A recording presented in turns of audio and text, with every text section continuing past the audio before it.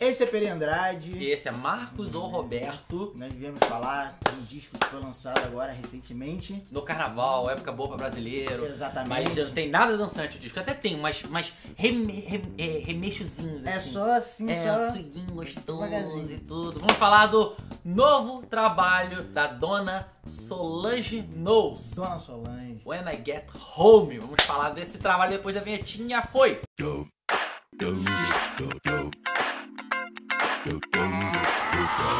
Marcos, Fala você não comigo. tinha ouvido a Solange ainda não, né? Ainda não. Não, eu juro que você tinha ouvido o disco anterior dela, o Acid at the Table, Não, de quando que é? 2017. Eu poderia ter escutado. 2016. Não, 2016. então não. Ainda não tava Não, na mas fama. olha só, eu achei que você tinha escutado como alguns discos que a gente acaba ouvindo assim de rebarba depois. Sim, sim. Porque começa a ouvir uma coisa, começa a ouvir outra e tal. É, Até porque não. é uma coisa que você gosta, um tipo de sonoridade mais Sim. neo soul, um R&Bzinho alternativo, tem elementos de jazz, tem uma... Esse álbum exclusivo, inclusive o novo, tem elementos de new age, coloca junto com as batidas tanto de pop quanto de trap, uma coisa mais cósmica, misturada a um jazz ali. Então, tipo... Na realidade, eu senti uma presença constante de uma levada do R&B da década de 90, mas nada muito gritante. O que mais chama atenção é uma sensação de uma coisa meio jazz, estilo o que o Thundercat faz, só que sem a mesma virtuose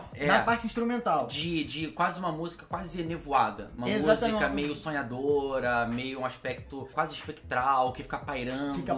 E dá sensação suave pra parada, né? É suave, mas ao mesmo tempo provoca uma coisa meio psicodélica, assim. Tem um lance de psicodelia. Mais do que psicodélico, eu acho, causa bem a sensação da reflexão. Sim. Que é o que ela quer, inclusive. Uma das coisas que ela falou, que ela buscou de inspiração, foi muito a época ali do Stevie Wonder, na época de ouro dele, dos anos 70. Principalmente um álbum chamado The Secret Life of Plants. Eu fui ouvir esse trabalho, ele é meio um trabalho basicamente quase instrumental. Tem muita vibe desse disco, repetição de sons, que parece que tudo fica numa mesma vibe, numa mesma fluência. E aí ela procurou também Stevie Raitt, Alice Coltrane e Sun Ra. Não os artistas especificamente, mas as músicas deles, músicas que enfatizam a repetição. Interessante pra caramba, porque isso vai realmente ter E tem um certo... Eterno retorno, assim, Isso! de Nietzsche. Eterno retorno, Nietzsche, de um álbum que fala sobre voltar à sua casa. Ela fala muito de Houston no trabalho. Ela tem um laço afetivo na casa muito forte no sentido de que, ao mesmo tempo que é saudade, é como se fossem memórias que ficam pairando. Tem coisas que ela lembra, mas não são daquele jeito. Things I Imagine. E ela... É interessante essa música porque eu acho que tanto sonoramente quanto estruturalmente, ela diz muito do que é o trabalho. Porque ela é uma das músicas onde ela testa quase várias formas de dizer a mesma coisa. Dizer a mesma coisa. A fonética dela é vários jeitos diferentes. Além disso, a coisa da repetição e as pausas que ela dá na repetição, a inversão de palavras que ela dá, tudo que ela tá querendo dizer ali, talvez, ela vai voltar nos mesmos temas que ela falou antes, ela vai voltar sobre as mesmas memórias, os mesmos lances afetivos, as coisas que fazem ela se emocionar ou fizeram ela se construir, mas ela sabe que aquilo ali é mutacional, porque as memórias enganam a gente. Sim. Não é uma coisa, tipo assim, quantas vezes você já lembrou de uma parada e que não é exatamente... Sim. A gente vai preenchendo algumas lacunas da memória e ela acaba sendo, digamos assim, 60%, 70% memória e 40%, 30% imaginação. Exatamente. Exatamente. Isso é bem interessante. E esse disco ele nasceu também de um processo que foi o seguinte, ela teve uma doença aí que foi desautonomia. É um distúrbio nervoso autônomo, que ele é um transtorno que ataca o sistema nervoso, afetando o funcionamento de vários órgãos do corpo, que pode incluir alterações de batimento cardíaco, pressão sanguínea, temperatura corporal, suor, entre outros. E a doença não tem cura. E começou a afetar muito ela, isso no assim, meio que do meio pro final de 2017. E foi uma turnê, uma época que tava sendo muito desgastante pra ela, porque ela começou a reconfigurar como fazer turnê também, como fazer shows em museus, todo um lance meio teatral, dança contemporânea, sacou? Meio reconstruir as paradas. Ela deu uma entrevista falando, assim, eu percebo o quão mais amplo, figurativamente, e literalmente meu trabalho poderia ter sido se eu me afastasse como sujeito. No disco anterior ela tinha muita coisa a dizer. É um lugar à mesa, Seat at the Table, local de fala, tanto de mulher quanto de pessoa negra. Esse disco, ela fala que ela queria mais sentir. Ela tentou se afastar pra criar algo que não fosse... onde ela não fosse o centro da parada, né? E teoricamente ela consegue. Por mais que ele tenha mudanças na estrutura em algumas músicas, o encaixe das músicas parecerem tudo um todo, a linearidade dele, do começo ao final.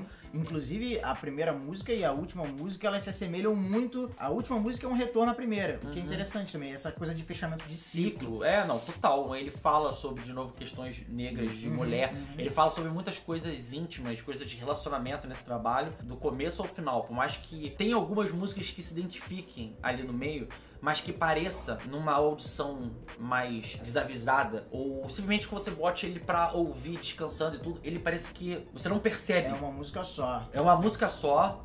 As letras que algumas pessoas eu já vi falando que talvez não tenham um sentido forte também, ou fiquem meio... o sentido fica meio vago. Eu acho que esse é um disco onde não só as músicas parecem uma só, mas a letra parece uma só. O que eu queria complementar com essa questão do vago é que, na realidade, normalmente quando você compõe e escreve algumas letras, você tem uma mensagem pra passar, e aí exige, dependendo da sua abordagem, uma certa objetividade. Concordo. Nesse caso, ela quis se afastar disso. Como ela mesma diz que ela não queria, ela fala assim, aqui não é o momento que eu tenho algo pra colocar na mesa, algo pra dizer. É sim um momento de autorreflexão dela mesma. Isso é importante para as pessoas. E aí faz sentido que a lírica, em geral, as letras, sejam meio vagas, porque é justamente isso que a gente faz quando a gente para pra refletir. Quando a gente faz o nosso exercício de reflexão, a nossa mente funciona meio assim, vem os pensamentos... Como as memórias. Exatamente. Porque as coisas parecem que os fluxos são muito quebrados.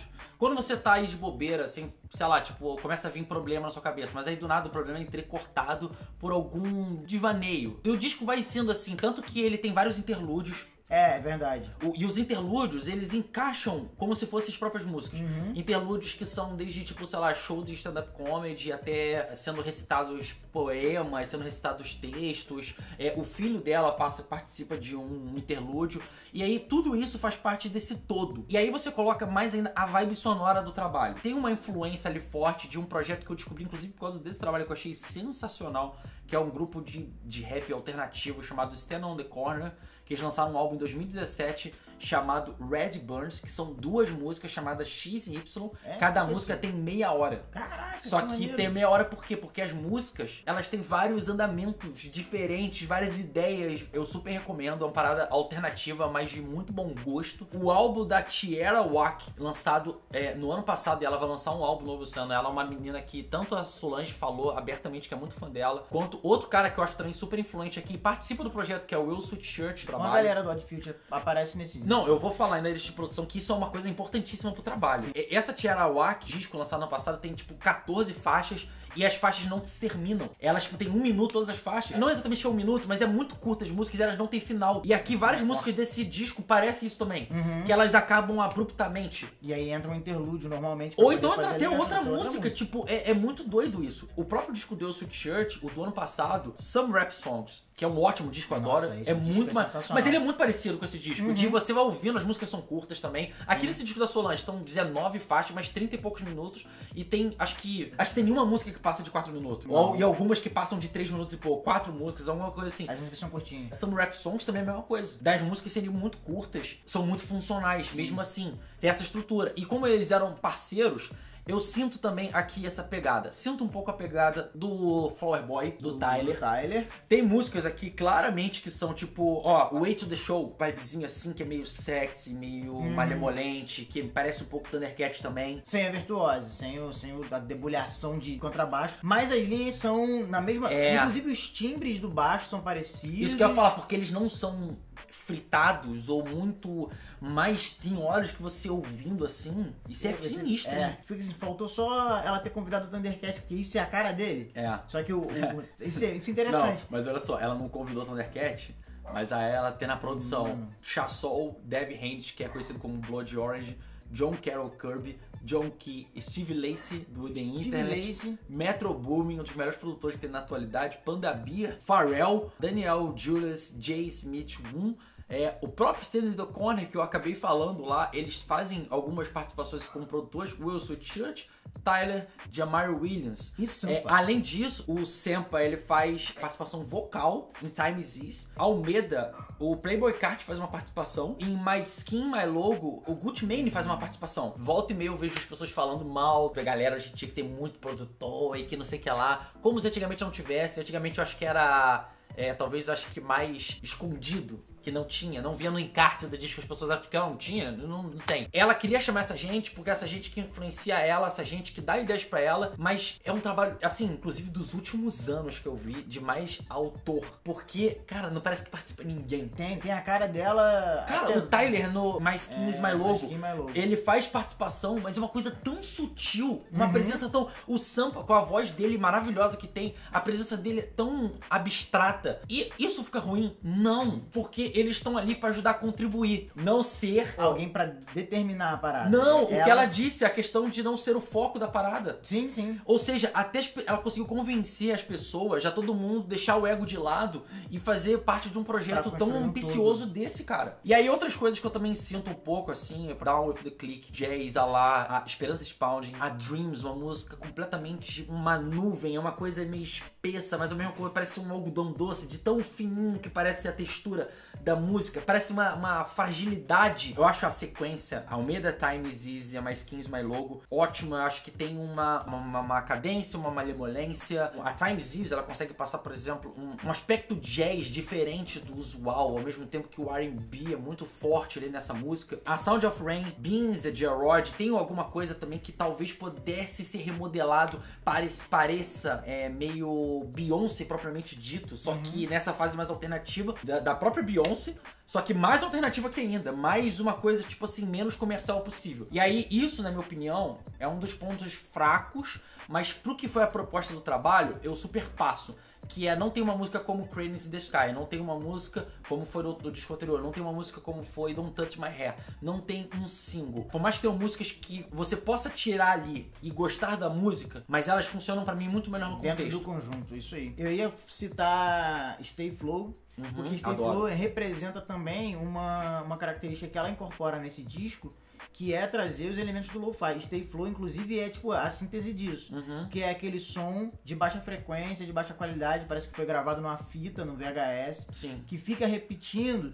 E ela vai fazendo os vocais, né? E só pra complementar, da mesma forma que no lo-fi hip hop você tem o beat fundamentado nessa ideia de uma baixa qualidade na frequência, e sons que vão te remetendo a algumas sensações, que ficam repetindo e tal, e ela faz a mesma coisa, só que ela faz com a voz dela. Ela vai repetindo as passagens. Isso é uma coisa que tem que se falar. É impressionante o quanto que ela canta aqui, porque ela consegue passar toda a gama de sentimentos e de ideias de formas muito diferentes. Muito variadas. É engraçado que você tem a sensação de que a coisa vai se repetir, mas quando você observa, tem um efeito, e aí tem uma mudança, tipo, às vezes ela dá uma gaguejada, ou dá uma esticada, ou dá uma... Ou então o arranjo de fundo muda, o que dá outro sentido pro que ela tá fazendo com a voz. Então, assim, e aí, isso é interessante porque isso acontece até musicalmente ao longo do trabalho. Quando você coloca junto, parece uma coisa só.